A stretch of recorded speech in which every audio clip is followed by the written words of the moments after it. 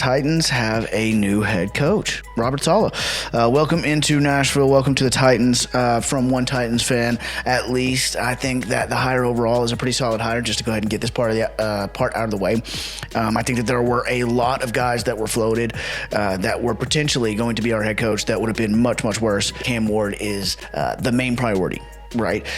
For me at least. And I think that it should be for the Titans. And I've said in previous videos that I do hope that they go for an offensive guy. Robert Saleh is not that. He is an elite defensive coordinator, but he is not an offensive coach in any way, shape, or form. However, where he was with the Jets, and while I talk about this, let's go ahead and look. We can go ahead and watch this, have this video play right here of Robert Saleh walking through the building for the first time.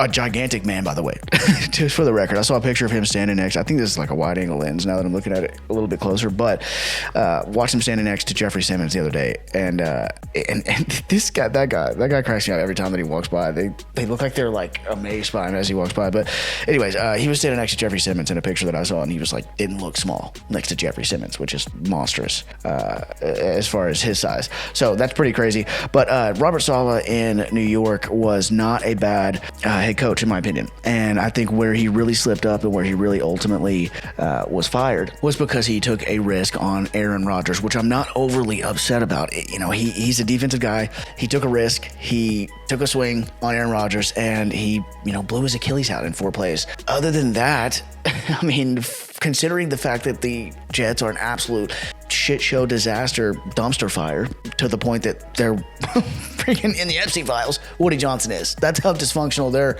organization is. We're talking about trying to win football games on the field. This motherfucker's on Epstein Island, okay? The Jets defense, whenever Robert Saleh was there, was elite.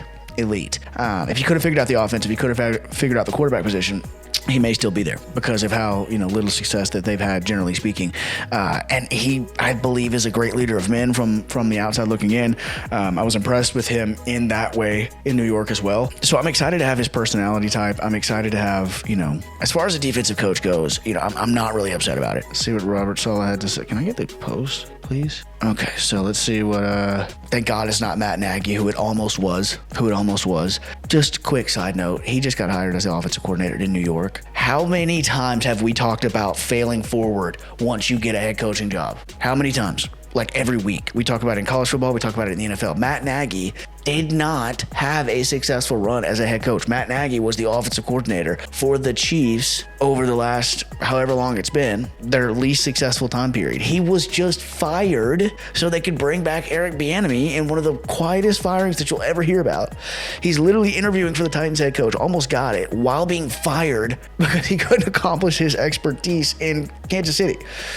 So the process in which these coaches get hired is baffling to me. The Rooney Rule is a huge talking point right now, which we're not going to get into. The Titans, ironically, were one of the only teams that did hire a minority coach. Robert Saleh is Lebanese American, but something is not right with the process. You have the same guys every single cycle, just going to different teams and sometimes the same roles, sometimes in different roles. It's just ridiculous. I digress. Robert Saleh, what you got to say? What do you want him to be known for week in and week out? Fast and violent, man.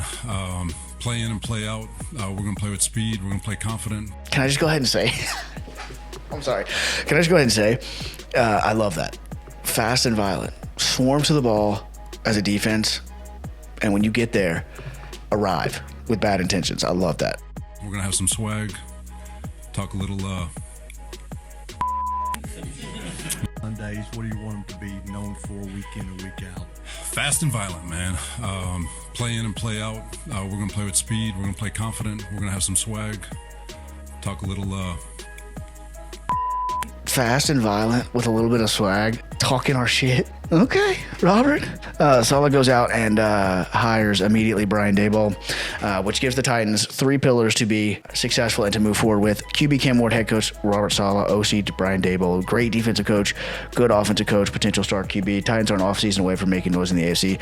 If you're not aware, Brian Daboll was he's who is given credit for Josh Allen's development.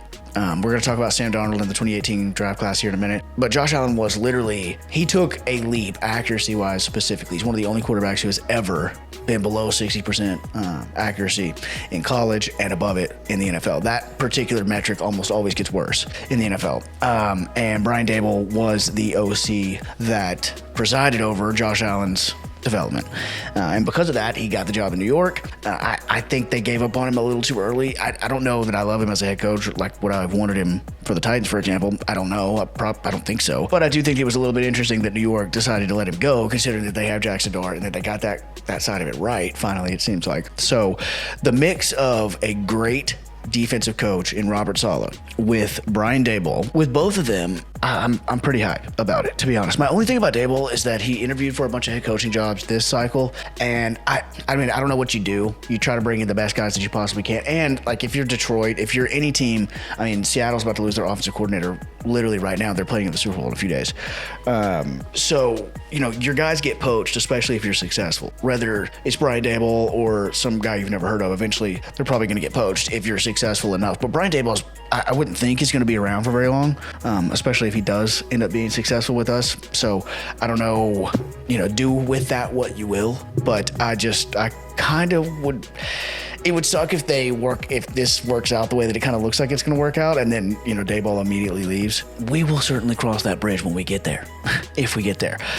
This is pretty interesting, though. The Giants offered the number 3 pick, a 2026 first rounder, and multiple day 2 picks last year to the Titans for the number 1 pick to select Cam Ward, but Tennessee declined. And Brian Daboll now gets Cam Ward in Tennessee. So you get a guy who really, really believes in Cam Ward. You also get $100 million in cap space, and which is obviously the most in the league. Good Lord, Kansas City, minus $55 million. Golly, New Orleans, minus $41 million. Whatever. Anyways, I mean, to be real, like, financially, you don't love to be in any category that you got the Raiders and the Jets in. But anyways, when you look at it like that, Robert Saleh, head coach, Brian Daboll, OC, Bones Fossil as special teams coordinator, which is cool, I suppose. I think we have a DC now. I'm pretty sure that we hired a DC, but I don't remember who it is. Cam Ward as QB, which I'm cool with. $100 million in cap space, top 5 pick. That's a lot of assets.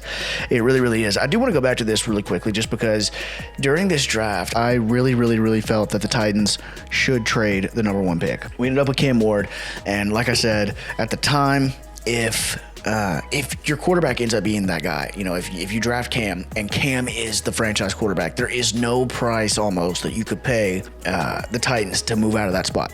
And I agree with that, and I like Cam. A year later, we can retroactively say that I'm cool with Cam. I wouldn't be upset if I had a guy like Jackson Dart. So that's kind of would be my only thing.